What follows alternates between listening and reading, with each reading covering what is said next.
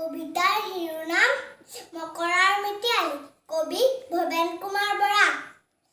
এটা আছিল মকৰা, তেন্তে হেনো অকৰা, বাটে ঘাটে বহি লৈ মাতি ফুৰে ফকৰা।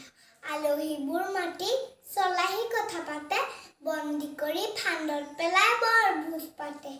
এদিন আহিলে তাম মকৰাই বোলে ৰহ, চাহ টোপাকে খাই যা মোৰ কাষতে বহ। মহে দিলে জালত ভৰি, বন্দী হ'ল লাগি ধৰি। পেটুৱা মকৰাই মহক টপককৈ গিলি থলে, মুখ হাত ধুই পৰি ধুই টোপনিত লাল-কাল দিলে। মহো পিছে নহয় কম, মকৰাকো দিলে গম। ডাক্তৰী পোছাক পিন্ধি লৈ মূৰত বিলাতী হেট, এহাত দীঘল বেজী উলিয়াই মকৰাৰ ফুটোৱালে পেট। গুৰুম ফুটি গ'ল শিলৈ, মহা দুষ্ট মকৰাৰ কিনো হ'ল বিলৈ। ধন্যবাদ।